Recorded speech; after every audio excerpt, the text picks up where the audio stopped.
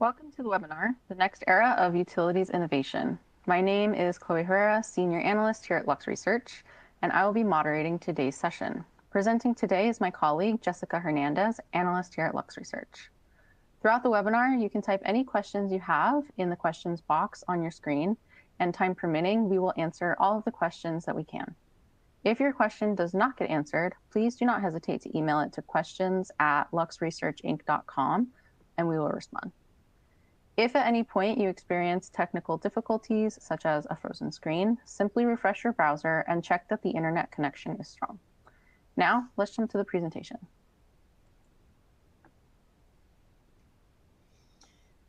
Thank you, Chloe. Welcome, everyone. I'm happy to be here today to talk about the next era of utilities innovation.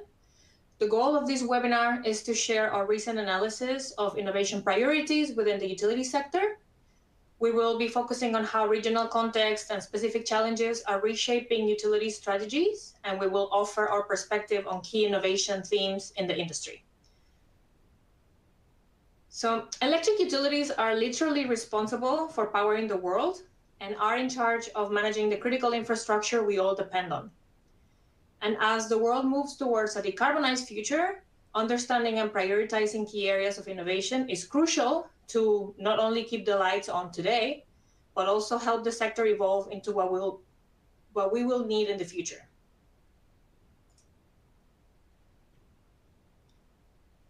So over the past few years, we've seen the global utilities industry be tested in ways we couldn't have imagined. So let's start with a few moments that truly shook the sector. Probably you all remember this. In February 2021, the Texas power crisis left millions without electricity for days. It was triggered by extreme winter weather that the grid simply wasn't designed to withstand. Power plants froze, natural gas supply plummeted, and suddenly the state was in chaos. A few years after that, in January 2023, Pakistan experienced a nationwide blackout caused by voltage fluctuations that cascaded through the system. So entire cities went dark, nearly 220 million people were left without power, and the country's textile industry reported losses of 70 million US dollars. If we fast forward to early this year, in February, we saw Chile also blacking out. In this case, there was a software protection system malfunction that took out power across several regions in the country. This affected 90% of the population and disrupted the country's mining industry. This includes the world's largest copper mine. So a state of emergency was announced, and the government actually deployed the military to ensure order. And finally, just 2 months after Chile, the Iberian Peninsula also experienced a blackout in April.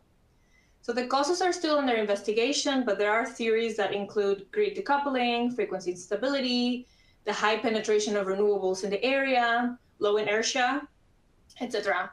So during this most recent blackout, we saw telecommunication transportation systems being heavily disrupted. We saw, actually, it was reported that 8 people lost their lives due to outage-related circumstances. So each of these events was different in cause, but identical in consequence. There was chaos, there was economic loss, there was even loss of human life, and there was an erosion of public trust in the reliability of the power system. And there are a few reasons for this. So today, utilities are being stretched in every single direction. So on one hand, there is surging demand for electricity. We have data centers, electric vehicles, and the growing electrification trend in various sectors. On the other hand, we have utilities who are pursuing their own decarbonization commitments while simultaneously helping their customers meet their own decarbonization commitments. And add to that the rising need for resilience and reliability as we face more extreme weather events, potential cyber attacks, and operational challenges that come with the energy transition. So this results in an industry in a permanent balancing act. And the truth is that the energy transition isn't just about replacing fossil fuels with renewables. We're talking about re-architecting the entire system, from centralized generation to distributed resources, from passive customers to active market participants. So utilities around the world are being asked to deliver more power, more sustainably, more reliably, and more efficiently, often with the same or fewer resources. So that's really a tall order. And it's exactly why we wanted to highlight today what are utilities truly prioritizing as they navigate this complexity.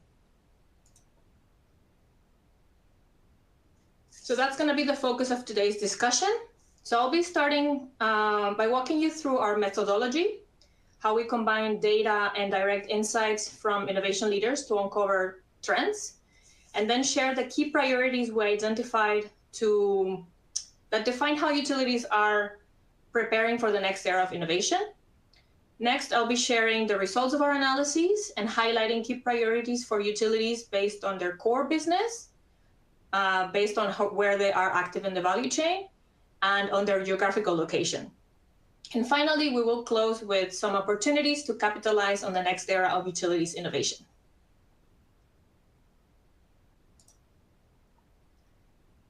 So let's get started first with our methodology. So to get to the heart of what utilities are actually prioritizing, we built our analyses around an unbiased customer-centric methodology. This methodology brings together different inputs to create a complete picture of innovation activity. So we started by analyzing 48 annual reports from some of the world's largest utilities, and we used natural language processing, or NLP, to identify key innovation activities that these companies are involved in, and we used it also to categorize them based on their strategic focus, their desired outcomes, and the challenges being tackled. Afterwards, we combined these data with our proprietary data set that includes over 8,500 innovation leader related questions and over 1,000 innovation initiatives that these industry leaders have shared with us. We also integrated data from over 30 interviews with R&D, innovation, and strategy leaders. And the result is a set of 5 key priorities that are grounded in data, validated by real-world activity, and directly aligned with the challenges that innovation leaders face today. This analysis also allowed us to identify over 100 technologies of strategic interest for utilities worldwide. So together, they capture what utilities around the world are focusing on in order to shape their current and future operations. So with that foundation in mind, let's dive into each of these priorities, which are innovating at the grid edge, low carbon electrons, enhancing resilience and reliability, asset management, and meeting demand for power. We also have a priority for policy and regulations, but that's across all industries that we cover here at Lux. So let's dive into each of these individually. The first priority is innovating at the grid edge. So across the world, distributed energy resources, things like rooftop solar, electric vehicles, behind-the-meter batteries, are redefining how power is flowing. So instead of having that one-way system that the grid was designed to be, we're now managing a two-way decentralized energy ecosystem.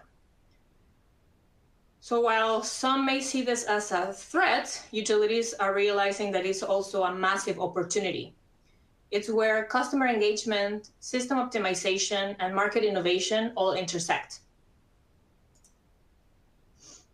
And a good example of this is what NLX did, which was launched a series of virtual power plants in order to orchestrate flexible demand from commercial and industrial sites. This includes data centers. And the whole project aims to explore the flexibility potential of these types of sites that could create new value streams. So utilities leading in this space are using distributed resources, not just to balance the load, but to monetize their flexibility. They're turning customers into collaborators of this energy ecosystem.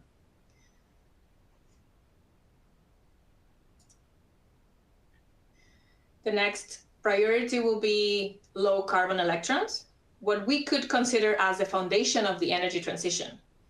While solar and wind remain central to this, Their intermittent nature means that utilities are now looking for alternatives, dispatchable low carbon solutions to back solar and wind.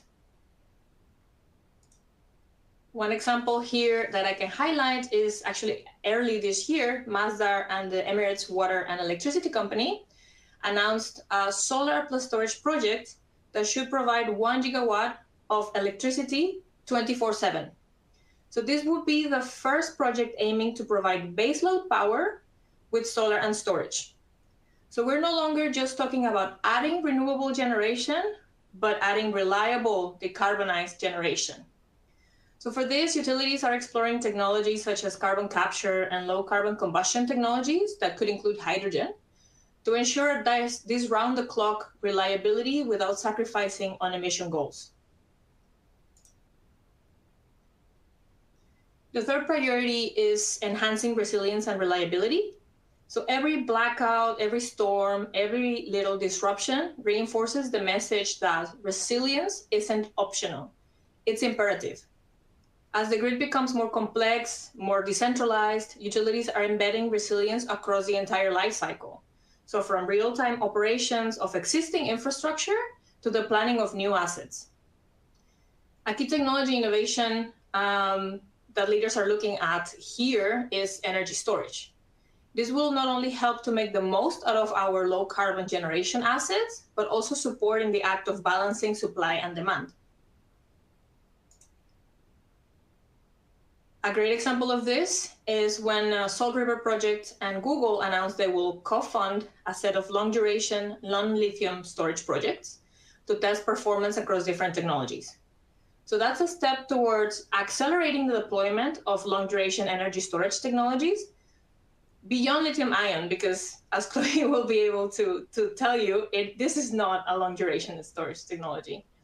And we will need to integrate these systems into the energy ecosystem to enable reliable, cost-effective power while keeping a high operational resilience along our roadmap of decarbonizing all the way to potentially 100% renewable generation, right?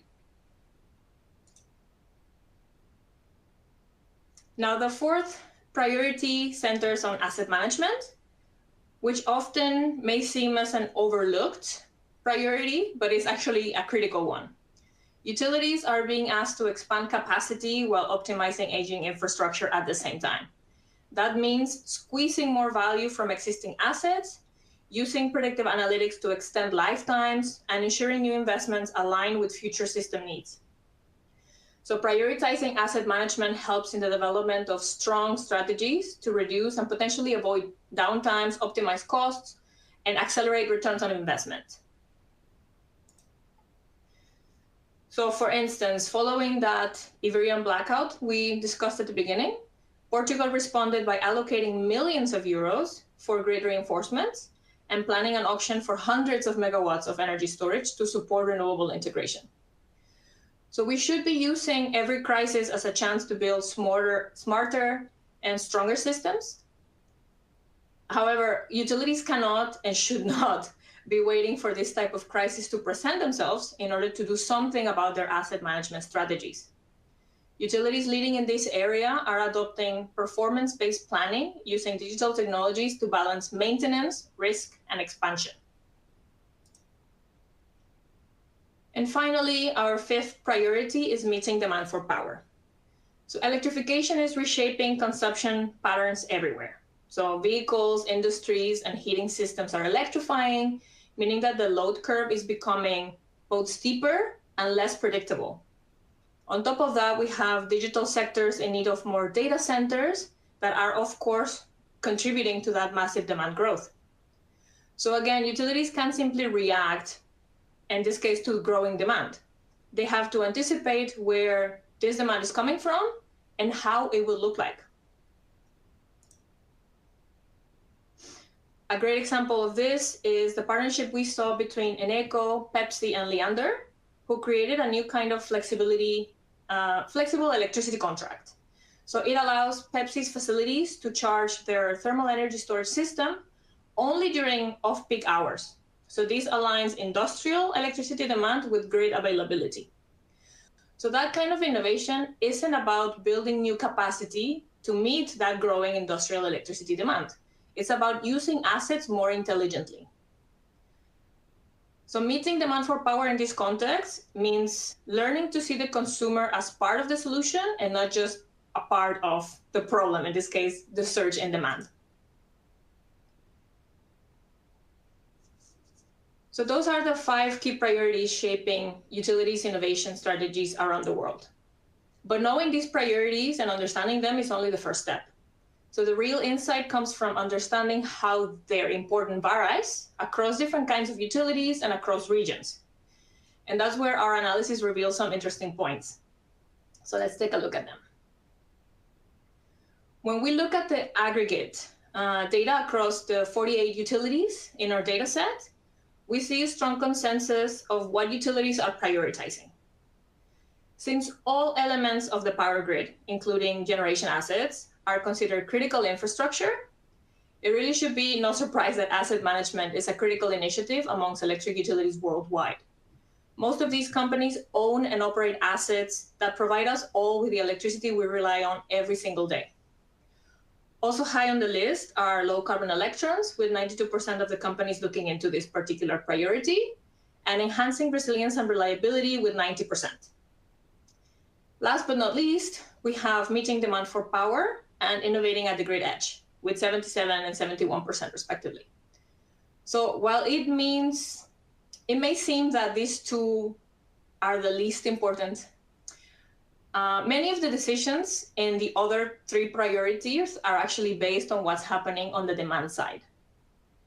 So it is very important to realize and to remember that due to the nature of the utility industry, all of these priorities are heavily interconnected. So progress or impact in one will drive progress or will have an impact on the others. But this is the aggregated data. So the reality is that the prioritization of each of these will depend on where utilities are operating, what is their business all about across the power value chain. Therefore, we can and should analyze priorities based on sub-industry. So within the utility space, we can categorize utilities based on the area of the power value chain they are active on. So this means we can have integrated utilities, power generation utilities, transmission and distribution network operators, and electricity retailers. So using these buckets, we can see that priorities do shift. It is clear that the area of the power value chain utilities operate in will dictate the priority ranking. So let's take a look at each of these sub-industries individually. For integrated utilities who have activities across the entire value chain, it makes sense to see the top 2 low carbon electrons and asset management high on the list. But we also have an even distribution in terms of interest for the remaining 3 priorities. Here I want to highlight their interest in meeting demand for power specifically, because meeting demand for power remains a foundational driver for many innovation activities in the utility space.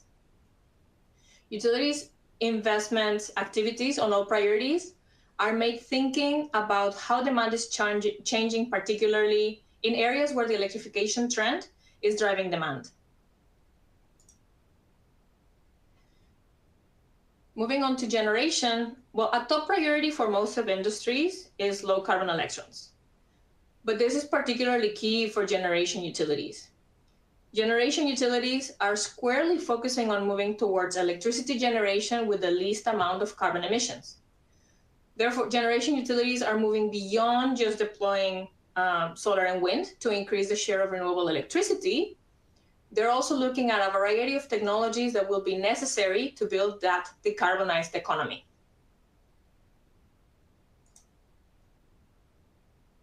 For transmission and distribution utilities, it is clear that asset management is a central focus, followed by enhancing resilience and reliability. And it makes sense, since focusing on both of these priorities should ensure the grid can continue operating no matter what. So leaders in this space have strategic asset management plans in place, These are focusing on reducing risks in current operations while balancing investments needed for grid expansion and grid modernization efforts. And finally, let's look at the priorities for electricity retailers. So of course, we see a strong interest in delivering low carbon electricity to consumers, but since retailers are the kind of utility that has the closest relationship with the consumer, they're looking to leverage this position as an opportunity to innovate at the grid edge. So innovative retailers are expanding beyond just selling electricity and looking towards offering new products and services to the end users to create value, to create new revenue streams.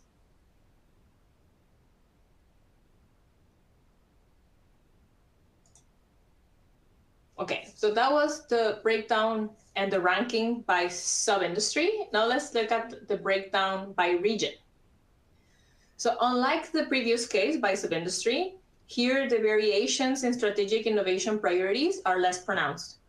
So both low carbon elections and asset management remain on the top two, no matter the regional focus, but we can still spot a few differences. So let's jump into each of these regions. So the Americas, for instance, show more emphasis in enhancing resilience and reliability when compared to the other two regions. This is likely due to the extreme weather events that the region has been facing in the past few years. We saw the example of Texas. These events have severely threatened the reliability and security of the grid in the Americas.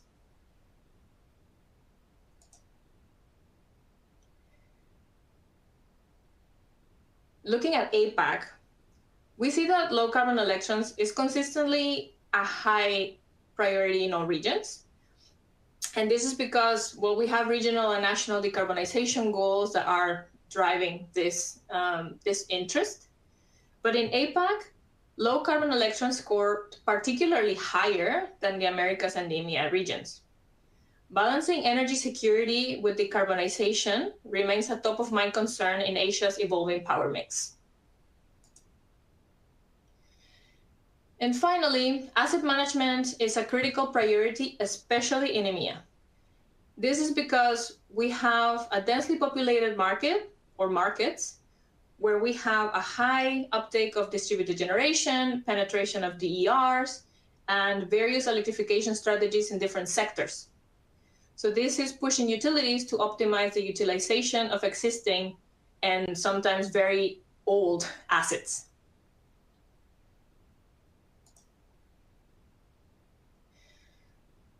So the utility sector is in the middle of a structural transformation. We have decarbonization, digitalization, and electrification redefining how power is produced, delivered, and consumed. And yes, regulation and legacy infrastructure are slowing the pace, but pressures from grid resiliency, energy security, and decarbonization are forcing innovation forward. So as utilities balance short-term reliability with long-term transformation, there are three strategic opportunities that we see are emerging. The first is opportunity assessment. Utilities must sharpen their ability to see where supply and demand are shifting. Whether operating across the full value chain, like integrated utilities, or in only one segment or a couple of the segments, every utility depends on an interconnected system where small changes ripple fast. So mapping those gaps early ensures modernization investments solve both today's constraints and tomorrow's needs. One example I wanted to highlight here is the utility electrification priority model, which was developed by my colleague Chloe. This framework helps identify specific sources of power demand and provides a way to help utilities prioritize the strategy they should employ to address each of these.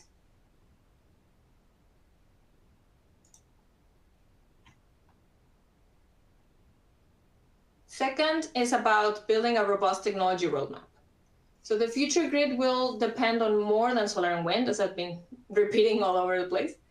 It will be defined by the convergence of different technologies on top of solar and wind, that relate to storage, digitalization, and flexible generation. So for innovation leaders, that means understanding which technologies are ready to scale, which ones are emerging, and which are still under development. For instance, here I'm including an image of an analysis another one of my colleagues was in charge of. Here he identified how reliability values change for a combination of technologies, in this case for solar and storage, lithium-ion batteries specifically. And here they're aiming to meet a specific demand in a specific region, in this case, Saudi Arabia. So the goal isn't just to add more technology, it's to pick the right technology that aligns with the particular goals of the region, of the utility, you name it.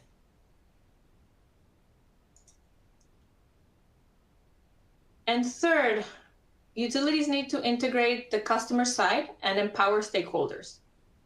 This is because the future grid is heavily interconnected. It's already interconnected, but it will become more heavily collaborative. Non-utility players already today, like large energy users and tech providers, are reshaping the energy landscape and are influencing the entire power value chain. So utilities that combine foresight, innovation, and collaboration will not just adapt, they will define the next era of power. And just briefly for this, I wanted to highlight the Lux Innovation Helix, which is linking consumer and technology insights, revealing where human needs align with technology viability. This is highlighting how it is increasingly important for utilities to integrate the needs of consumers, the needs of the industry, the needs of all different stakeholders involved in producing power.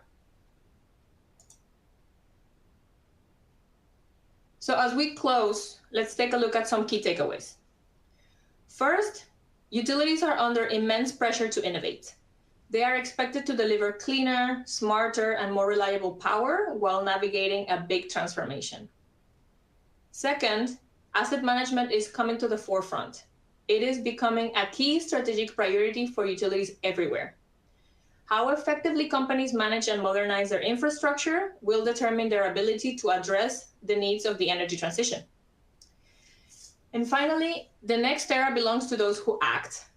So those utilities who identify emerging gaps, deploy technologies that support current and future needs, and engage with different stakeholders will lead in the grid of the future. So the utilities that succeed won't just keep the lights on, they will light the way. So with that, I would like to thank you very much for your attention, and I would like to open the floor for some questions. Thanks, Jess. As you mentioned, we'll be taking questions that you may now have on the presentation. And if you want to input them into the question box on your screen, we'll do our best to answer them. A couple came in during the presentation. The first one is, besides the 5 key priorities, what were the top technologies that you identified when you did this analysis? Right, that's a good question. And it would have been nice to include that, but there are bigger differences when it comes to the key priorities. We saw there is a clear difference in ranking based on the sub-industry. So it is more pronounced when we see the technologies that utilities are interested in.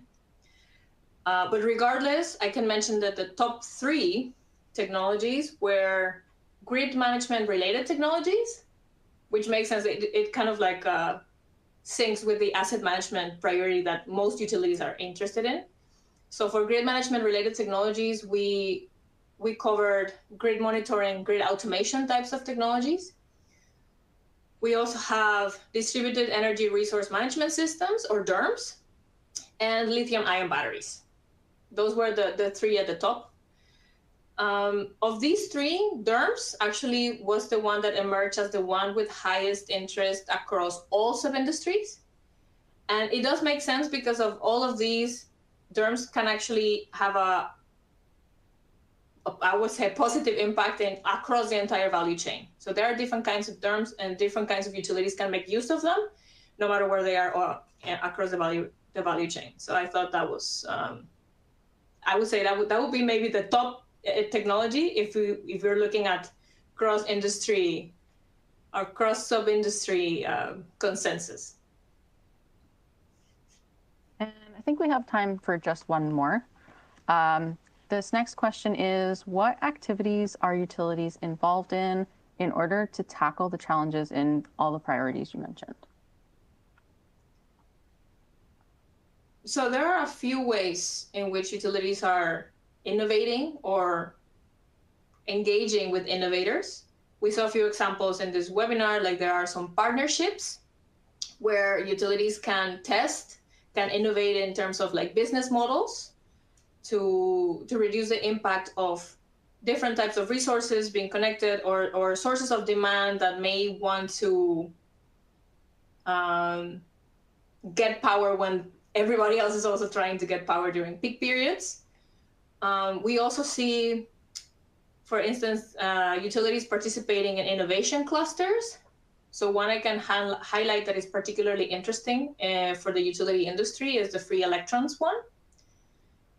Then there are also the venture arms of utilities, which are investing in the development of technologies that will be needed in the future. This is how important it is to not only, for instance, adopt what I like to call the low-hanging fruit, which are digital technologies that are readily available to optimize existing operations, while betting on the innovations that are being developed that will be needed for the grid of the future, and are more like potentially costly because they involve more hardware, equipment type of replacement and stuff like that. So I would say those are some ways, definitely not the only ways. Thanks, Jess. That concludes our webinar for today. The slide presentation and recording from this webinar will be sent to all attendees via email. After leaving the webinar, you'll be prompted to complete a survey on today's presentation. We would appreciate any feedback you may have to help improve and inform our future webinars. Take a moment and check out our upcoming webinars on our website. Thanks for joining us and have a great day.